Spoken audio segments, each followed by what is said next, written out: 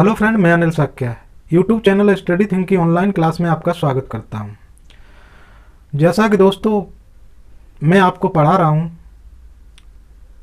Competition के लिए math, जिसमें चल रहा है वर्गमूल, स्क्वायर रूट से संबंधित प्रॉब्लम। तो इसमें 2 लेक्चर हो चुके थे। तीसरा लेक्चर में लेके आया हूं जो स्क्वायर रूट से संबंधित अदर टाइप के और प्रॉब्लम है। वो जैसा कि आप बोर्ड पर देख रहे हैं कि कई टाइप की प्रॉब्लम्स हैं। आज हम बताएंगे इनको तकनीकी तरीके से हल करने का तरीका, ताकि आप किसी भी तरीके से इनको हल करते समय कंफ्यूज ना हो और कैलकुलेशन में फंस ना जाए। तो इसलिए मैं अगले टाइप की प्रॉब्लम्स लेके आया हूँ। लेकिन दोस्तों इसी के साथ मैं आपसे कहना चाहूँगा कि मेरा चैनल है स्टडी थिंक, आप उसको लाइक कीजिए, शेयर कीजिए और सब्सक्राइब कीजिए और उसके बेल आइकॉन को प्रेस कीजिए, ताकि अगर कोई मैं नया वीडियो अपलोड करता हूं तो उसका नोटिफिकेशन आप तक पहुंच जाए। तो चलिए टाइम को वेस्ट न करते हुए हम चलते हैं बोर्ड की तरफ। तो पिछले 2 लेक्चरों में जो स्क्वायर रूट से संबंधित यानी वर्गमूल से संबंधित जो प्रॉब्लम्स आपने देखी थी, उनसे हटकर ये प्रॉब्लम्स हैं। इसमें आप देख रहे हैं क्वेश्चन नंबर 1, एक अंडर रूट है, उसके अंडर रूट में 2500 लिखा हुआ है यानी 2500 प्लस दूसरे अंडर रूट में 961। तो ये तो सामान्य सी प्रॉब्लम है। आपसे जो कहा जा रहा है आप करते जाइए। तो पहले आपसे कहा गया कि 2500 अंडर रूट के अंदर है, तो आपको जानते हैं आप 2500 का आपको वर्गमूल लेना है। तो 2500 का अगर आप वर्गमूल निकालेंगे तो गुणनखंड विधि लगा दीजिए और आराम से ये वर्गमूल आपका निकल के आ जाएगा, जो होगा 50। ये 50 होगा। 2500 का जो वर्गमूल निकल के आएगा वो 50 होगा। अंडर रूट के अंदर रहेगा क्योंकि अंडर रूट के अंदर है। 961 का अगर वर्गमूल निकालेंगे तो ये होगा 31। आप चाहें तो निकाल सकते हैं, ठीक है। अब इसको देखिए, गुणनखंड विधि से निकालना थोड़ा टफ हो जाएगा। क्यों हो जाएगा? क्योंकि 961 को अगर आप काटना चाहेंगे तो ये किसी भी संख्या से डिवाइड नहीं होगा, सीधा 31 से डिवाइड होगा। तो 31 तक पहुंचने में आपको सोचते सोचते बहुत टाइम लग जाएगा। पहले तो आप सोचेंगे 2 से, 3 से, 9 से, ठीक है, तो आप कहीं नहीं पहुंचेंगे, ये डायरेक्ट 31 से कटेगा। तो ऐसे समय में आपको भाग विधि आनी चाहिए। एक बार फिर बताता हूं, देख लीजिए जल्दी। इस तरीके से लाइन खींचिए, कुछ भी नहीं है। अब इसमें पॉइंट नहीं है, विदाउट पॉइंट की संख्या है। जब विदाउट पॉइंट की संख्या होती है तो पॉइंट यहां होता है, और पॉइंट के जो लेफ्ट साइड की संख्या होती है उसमें हम पेयर बनाते हैं। तो पेयर इधर से बना के चलते हैं। तो देखो एक पेयर ये बन गया, ये सिंगल रह गई, तो उसको सिंगल के साथ ही ऑपरेट करेंगे, सिंगल बनी रहने दीजिए। उसके बाद यहां पे आपको एक ऐसी संख्या लिखनी है कि उसका अगर उसी में मल्टीप्लाई करो तो देखिए पहले ये तो जोड़ा बन गया, ये बना नहीं था 9, तो 9 के साथ ही हमें काम करना है। तो पहला काम क्या होता है, यहां कोई ऐसी संख्या लिखनी है कि उसमें उसी संख्या का अगर मल्टीप्लाई करें तो 9 से अधिक ना हो जाए। तो हमने देखा 3 अगर लिख लेते हैं तो 3 का 3 में मल्टीप्लाई करोगे 9 हो जाएगा और अधिक नहीं होगा। तो 3 हमने यहां पे संख्या ली, तो यहां पे हम लिख देंगे 3, और 3 का 3 में मल्टीप्लाई करेंगे। यहां थोड़ी जगह होनी चाहिए क्योंकि नीचे हमें अंक लिखना पड़ता है। तो 3 3 जा 9, ये जोड़ा अलग रखेंगे, ये सिंगल रह गई थी, पहले इसके साथ काम करेंगे। 9 में से 9 घटा देंगे, 0 बचेगी। उसके बाद हम पूरा जोड़ा उतार लाएंगे, एक साथ आता है उतर के 61, पूरा जोड़ा उतर आया। अब यहां हो गया 61। अब इसके साथ क्या करते हैं, ये 3 और 3, देखिए यहाँ पे एक बार 3 लिखा तो उसके नीचे भी 3 लिखा जाता है, 3 का 3 मल्टीप्लाई किया जाता है। अब इन 3 को ऐड करके थोड़ा सा इधर लिखेंगे, यहाँ स्पेस छोड़ेंगे। क्यों छोड़ेंगे अभी देखेंगे। 3 3 6, ये आ गया। अब यहाँ पे तुम्हें ऐसी संख्या लिखनी है कि उसका इस पूरे में मल्टीप्लाई करो तो 61 से ज्यादा ना हो जाए। तो देखिए 1 लिख दीजिए, यहाँ 1 लिख दीजिए। 1 का मल्टीप्लाई 61 में करेंगे जब आप, तो ये 61 आ जाएगा और यहाँ बचा 0। तो यहाँ पहले 3 लिए, अब की बार 1 लिए, तो 31 निकल के आ गया तुरंत। अगर आपको प्रैक्टिस होगी तो ये काम करने में आपको 10 सेकंड लगेंगे, 10 सेकंड में आप जान जाएंगे। और गुणनखंड विधि से आप सोचते रह जाते हैं कि 31 से कटेगा, बहुत देर में आप पता कर पाते कि 31 से डायरेक्ट कटेगा। तो इस चीज को ध्यान रखिए, भाग विधि को समझ लीजिए। तो ये 31 होगा। अब इन दोनों को अगर आप ऐड करेंगे तो ये अंडर रूट के अंदर हो जाएगा 50 और 31 जोड़ के हो जाएगा 81, और 81 का वर्गमूल कितना होता है 9। तो इतना सा आंसर है, ठीक है। अब दूसरा क्वेश्चन देखते हैं। दूसरा क्वेश्चन है 8/x = x/50। तो इसमें का मान ज्ञात करना है। किसका मान ज्ञात करना? x का मान, यानी find the value of x। इसमें x की वैल्यू ज्ञात करनी है। तो आप देखिए क्वेश्चन है आपका 8/x इजकल टू x/50। ठीक है, ध्यान से देखिए, एक भिन्नात्मक संख्या इधर है, एक भिन्नात्मक संख्या इधर है, बीच में इजकल टू है। अगर ऐसी कंडीशन आ जाए तो आगे बढ़ने के लिए मैंने क्या बताया, क्रॉस मल्टीप्लाई कर दीजिए बिना सोचे समझे। क्रॉस मल्टीप्लाई कर देंगे तो सॉरी यहां पे ये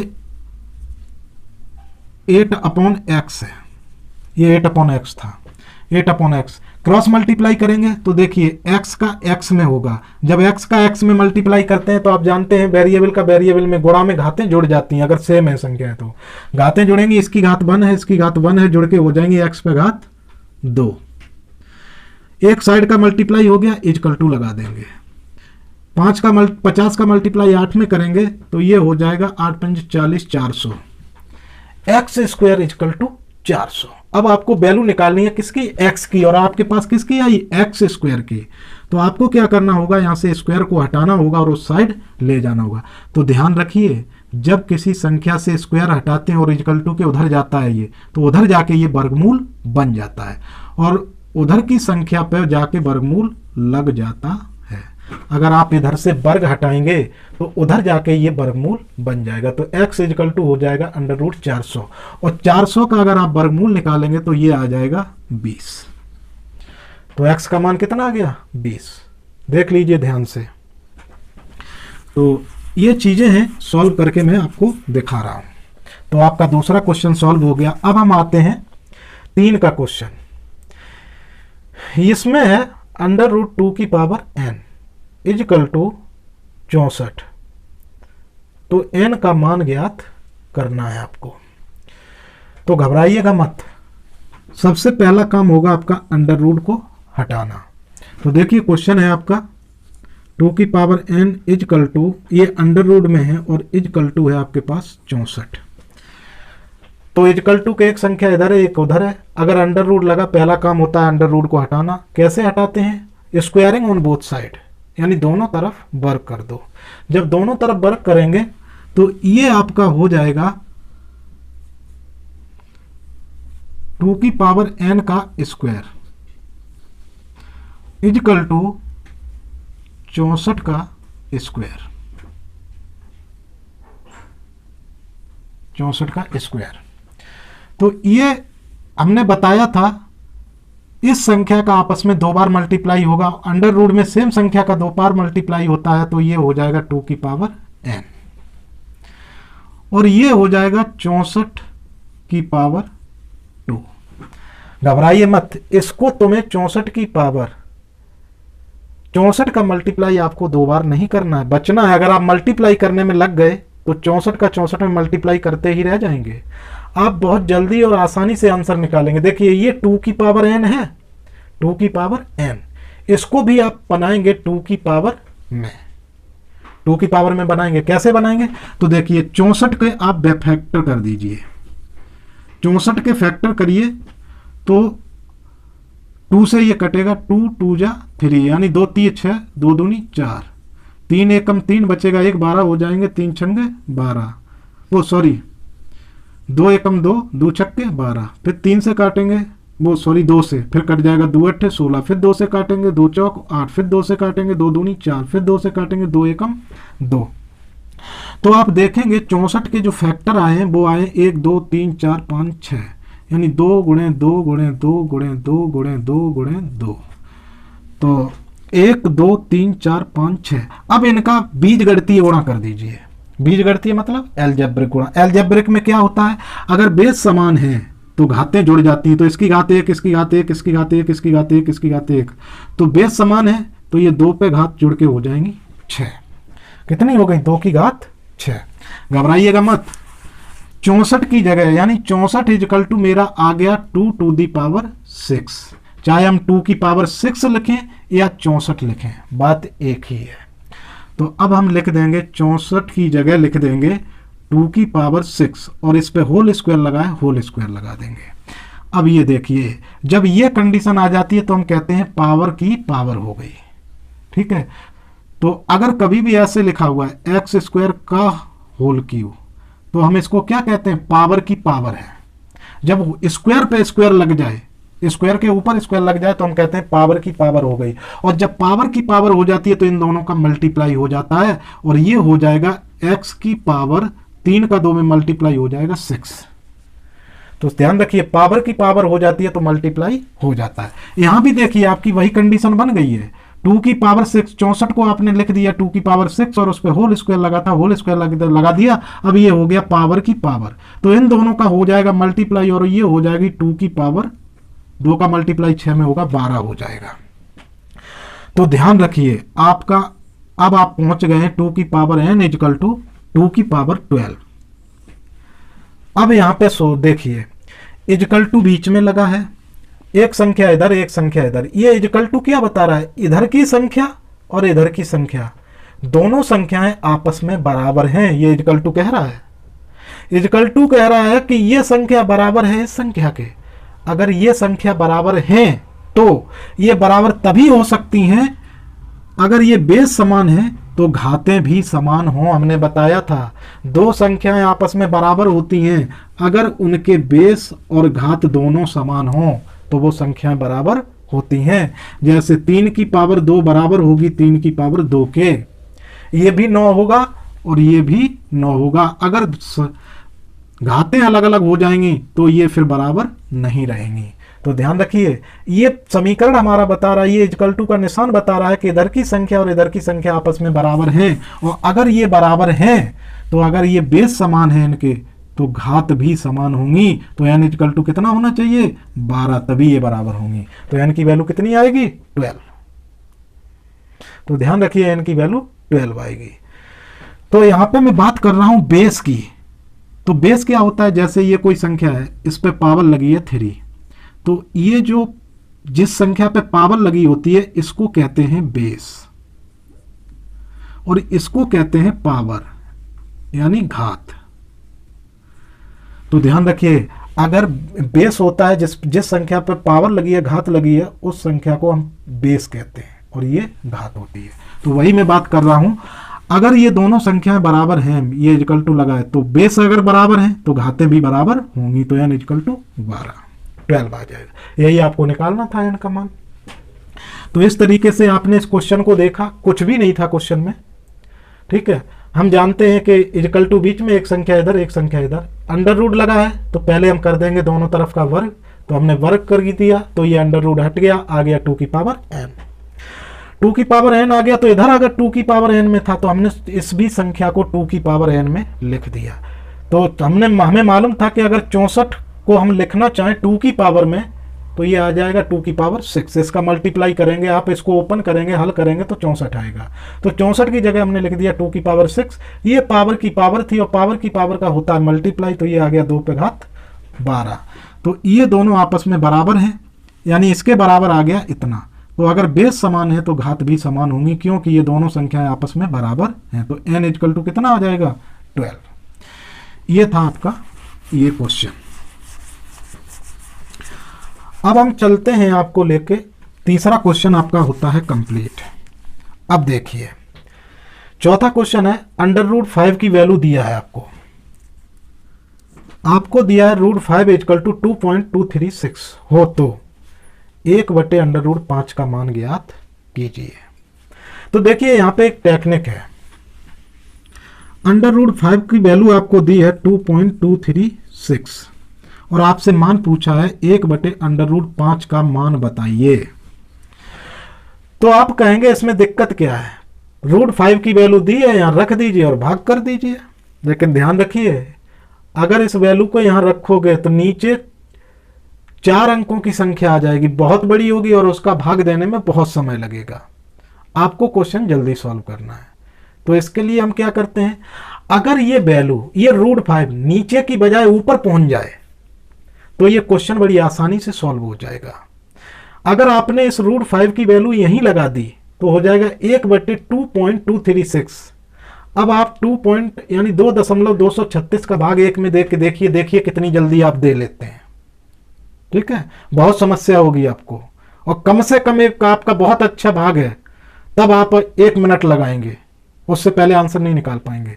लेकिन इसको बहुत इजी वे से किया जा सकता है, ना गलती होगी ना कुछ होगा। तो ध्यान रखिएगा, अगर इस टाइप का क्वेश्चन आता है, अपॉन में √5 है, तो आप पहला काम करिए, इस √5 को ऊपर ले जाइए। आपको मालूम होना चाहिए कि अगर हम इसमें 1/√5 में ऊपर नीचे √5 से मल्टीप्लाई कर दें तो कोई फर्क नहीं पड़ेगा। क्यों नहीं पड़ेगा? √5 का हमने ऊपर मल्टीप्लाई किया तो √5 का नीचे भी कर दिया, रूट से रूट कट जाएंगे जब भी कभी लास्ट में हम चाहेंगे, लास्ट में जाके, तो आंसर पे कोई फर्क नहीं पड़ता है। तो हम इस √5 को ऊपर देखो किस तरह टेक्निक से ले जाते हैं। √5 को उठाइए और इसमें ऊपर नीचे दोनों तरफ रूट का ऊपर भी और √5 का नीचे भी मल्टीप्लाई कर दीजिए। तो हमें क्या मिलेगा? एक का √5 में करेंगे तो √5 अपॉन नीचे √5 में √5 का मल्टीप्लाई करेंगे। हमने बताया था सेम संख्या से सेम संख्या में मल्टीप्लाई करते हैं तो वर्गमूल हट जाता है और संख्या उतनी ही आ जाती है। तो अब बताइए, √5 पहुंच गया आपका ऊपर। अब आपके पास आ गया है √5/5।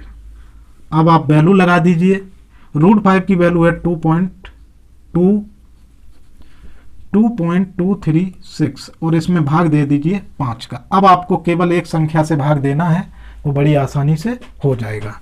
एक संख्या का भाग देना है तो ये 2 में जाएगा नहीं, तो आप आगे 2 मिला लेंगे। अब चूंकि यहाँ पॉइंट लगाए तो पॉइंट यहाँ लगा देंगे और ये हो जाएगा 5 चौक 20, 2 बचेंगी 23 हो जाएगा, 5 चौक 20, फिर 3 बचेंगी 36 हो जाएगा, 5 सत्ते 35, बचेगी एक, फिर एक 0 बढ़ जाएगी तो ये हो जाएगा 5 दूनी 10। तो इसका आंसर आ जाएगा 0.4472। तो आपने देखा, थोड़ा सा हमने काम कर दिया जिससे हमारा डिवीजन कितना आसान हो गया। तो ये काम सिर्फ इसलिए किया कि डिवीजन आसान हो जाए। तो इसका ये मेथड था। अब आपका क्वेश्चन नंबर 4 सॉल्व हो गया है। अगला टाइप ये देखिए, ये है, आपको दिया है √2 की वैल्यू दी है 1.4142 और आपसे मान पूछा है 7/3 प्लस √2 का। इसका मान पूछा है। तो यहां भी वही समस्या है कि अगर आपने √2 की वैल्यू इसमें लगा दी तो देखिए इतनी बड़ी वैल्यू है, इसमें 3 जोड़ेंगे और बड़ी वैल्यू हो जाएगी, फिर उस संख्या से 7 में डिवीजन करेंगे, बड़ी समस्या हो जाएगी। हालांकि आंसर आ जाएगा, ऐसी बात नहीं कि आंसर नहीं आएगा, लेकिन इसको इजी करने के लिए हम क्या करेंगे, इसके कंजुगेट से गुणा कर देंगे। नीचे जो लिखा है इसका कंजुगेट। कंजुगेट क्या होता है? कंजुगेट होता है नीचे जो ब्रैकेट होता है, अगर हम इसका चिन्ह बदल दें, जैसे 3 प्लस √2 है, 3 माइनस √2 ये लिख दें, तो हम कहेंगे इस ब्रैकेट का ये कंजुगेट है। ठीक है, इसको कहते हैं इसका कंजुगेट है। तो अगर हम इसमें इसके कंजुगेट से ऊपर भी मल्टीप्लाई कर दें और नीचे भी कर दें तो देखिए सेम संख्या से हम ऊपर नीचे मल्टीप्लाई कर सकते हैं, कोई फर्क नहीं पड़ता है। तो इस चीज को ध्यान रखिए। लेकिन इससे होगा क्या, ये जो रूट है 3 प्लस √2 ये यहां से हटकर ऊपर पहुंच जाएगा, और जब ये ऊपर पहुंच जाएगा फिर वैल्यू लगा देंगे तो बहुत आसान हो जाएगा, बस इसलिए कर रहा हूं। तो देखिए इसके कंजुगेट का ऊपर नीचे हम गुणा कर देते। कंजुगेट का मतलब समझ लीजिए, इसका चिन्ह बदल दीजिए, सब कुछ वही रहेगा तो इसका कंजुगेट बन जाएगा। इसका गुणा ऊपर भी कर देंगे तो हो जाएगा 3 माइनस √2 और इसके कंजुगेट का गुणा नीचे भी कर देंगे तो 3 माइनस √2। तो देखिए सेम संख्या से हमने ऊपर नीचे गुणा कर दिया, कोई फर्क नहीं पड़ेगा, इसके कंजुगेट का गुणा कर दिया। तो ऊपर कितना हो जाएगा, देखिए ऊपर हो जाएगा 7 इंटू 3 माइनस √5 ये हो गया, और अपॉन नीचे ये देखिए ध्यान से 3 प्लस √2 और 3 माइनस √2 ये फॉर्मूला बन गया a² माइनस b²। तो 3 का स्क्वायर माइनस √2 का स्क्वायर, ये फॉर्मूला बन गया। अब आप घबराइए मत, ये कहां से आ गया, एक फॉर्मूला होता है a² माइनस b²। अगर ये आ जाए कहीं तो इसका मतलब होता है a प्लस b और a माइनस बी। अगर नहीं दिखाई दे रहा है तो इधर देख लीजिए। फॉर्मूला होता है ए स्क्वायर माइनस बी स्क्वायर बराबर ए प्लस बी और ए माइनस बी। ए माइनस बी कहने का मतलब, अगर एक तरफ स्क्वायर लगा हो ए स्क्वायर और दूसरी तरफ बी स्क्वायर, बी का स्क्वायर हो, यानी एक संख्या इधर हो उसका स्क्वायर हो, एक संख्या इधर हो उस पर भी स्क्वायर हो, बीच में माइनस लगा हो, तो हम एक इसका जो सॉल्यूशन होता है, हल करके आता है, वो होता है एक ब्रैकेट में इन दोनों को जोड़ दीजिए और दूसरे ब्रैकेट में घटा दीजिए और उनका मल्टीप्लाई होता है। तो ए प्लस बी ए माइनस बी। अगर ये चीज लिखी है तो हम ये लिख सकते हैं और ये लिखी है तो ये। तो देखिए हमारे क्वेश्चन में ये चीज लिख के आ गई। ठीक, ये चीज लिखी हुई है ए प्लस बी और ए माइनस बी। ए की जगह है 3 और बी की जगह है √2। तो ये फॉर्मूला यहां रखा हुआ है, हमने इससे ये लिख दिया। तो ए स्क्वायर ए की जगह 3 और बी स्क्वायर की जगह है, बी की जगह है √2। तो ये फॉर्मूला लग गया। अब आगे हम जानते हैं कि अगर हम इसको सॉल्व करें तो ये हो जाएगा 7 × √3 माइनस √5 अपॉन, ये हो जाएगा 3 का स्क्वायर करोगे 9 और ये हो जाएगा 2। तो ये बराबर, अब देखिए यहां वैल्यू लगा दीजिए 7। 3 माइनस √5 की वैल्यू कितनी है 1.4142 अपॉन 9 में से 2 गई 7। अब बस इसको सॉल्व कर दीजिए, 3 में से इसको घटा दीजिए। तो बहुत आसान है, नहीं है तो आप यहां लिख लीजिए 3.000 और इसमें से कितना घटाना है 1.4142। तो यहां पे हो जाएंगे 10, 10 में 2 गई 8, 9 में से 4 गई 5, 9 में से 1 गई 8 और 9 में से 4 गई 5। पॉइंट के नीचे पॉइंट, यहां रह गए 2, 2 में से 1 गई 1। इतना आएगा और इसमें मल्टीप्लाई कितने का हो जाएगा 7 का मल्टीप्लाई हो जाएगा। तो 7 का मल्टीप्लाई कर दीजिए, या कुछ भी नहीं करना है आपको। तो देखिए ये 7 आए और ये 7 आए, 7 से 7 कट गया और 3 में से ये घटा दीजिए तो कितना बचा था 1.5858। ये आंसर आ जाएगा आपका। तो ये 7 से 7 कट गया, इसमें से ये घटा। तो देखिए कितना आसान हो गया। हमने इसके कंजुगेट का मल्टीप्लाई किया, तुरंत ये हो गया 7 × 3√5। यहाँ ये बन गया 3 का वर्ग माइनस 2 का वर्ग। 3 का वर्ग किया 9, 2 का किया √2 का किया तो ये हो गया 2। 9 में से 2 गई 7, ये 7 से 7 कट जाएंगी, बस 3 में से √5 की वैल्यू लगाओ और घटा दो। तो यहाँ पे कंजुगेट का मल्टीप्लाई अगर कर देंगे तो बहुत आसान हो जाएगा ये क्वेश्चन, और आराम से आप फास्टली कर सकते हैं। अगर आप प्रैक्टिस कर लेते हैं तो बड़ी आसानी से ये क्वेश्चन सॉल्व हो जाएगा। इसी तरीके से एक क्वेश्चन है लास्ट का 6, जिसमें √2 की वैल्यू दी है। तो आपसे पूछा √2 अपॉन 2 प्लस √2। तो यहां घबराने की जरूरत नहीं है। आप क्या करिए, √2 की वैल्यू डायरेक्ट मत लगाइए, पहले इसके कंजुगेट का ऊपर नीचे मल्टीप्लाई करिए। यहां पे बन जाएगा नीचे 2 का वर्ग माइनस √2 का वर्ग। तो 2 का वर्ग 4 और √2 का वर्ग 2 हो जाए। 4 में से 2 घटाओगे 2 बचेंगे, ठीक है। और ऊपर इसको थोड़ा सा सॉल्व करना, बस आपका क्वेश्चन आंसर आ जाएगा। देखिए कर देता हूं मैं बहुत जल्दी से। आपको दिया है √2 = 14142। आपसे कहा है √2 अपॉन 2 प्लस √2 की वैल्यू ज्ञात कीजिए। तो आप क्या करेंगे, इसके कंजुगेट का ऊपर नीचे गुणा कर देंगे। तो 2 प्लस √2 अपॉन 2 प्लस √2, ठीक। ये √2 का अंदर अगर आप मल्टीप्लाई करेंगे, इसका अंदर मल्टीप्लाई करेंगे तो √2 का 2 में करेंगे तो 2 √2 हो जाएगा, और √2 का √2 में करेंगे तो प्लस के 2 हो जाएगा अपॉन, ये हो जाएगा 2 का वर्ग माइनस √2 का वर्ग, ठीक है। a प्लस बी और a माइनस, सॉरी ये कंजुगेट का मल्टीप्लाई है, यहाँ पे माइनस है, ध्यान रखिएगा। इसके कंजुगेट का मल्टीप्लाई किया हूं तो सॉरी यहाँ पे माइनस, यहाँ पे माइनस। तो ये फॉर्मूला बन गया a प्लस बी और a माइनस बी का, जो होता है a square minus B square equal to, यहाँ देखिए ये बनेगा। यहाँ से अगर आप चाहें तो 2 कॉमन ले सकते हैं। 2 कॉमन लीजिए, हो जाएगा √2 + 1 अपॉन नीचे 2 का वर्ग 4 हो जाएगा, माइनस ये 2 हो जाएगा, 4 में से 2 घटाओगे तो कितना बचेगा 2 कॉमन लिए, यहाँ √2 की वैल्यू लगा दो 1.4142 + 1 अपॉन नीचे बचेगा 2 से 2 कट जाएगा, और इसमें अगर आप 1 जोड़ेंगे तो ये आंसर आ जाएगा 2.4142।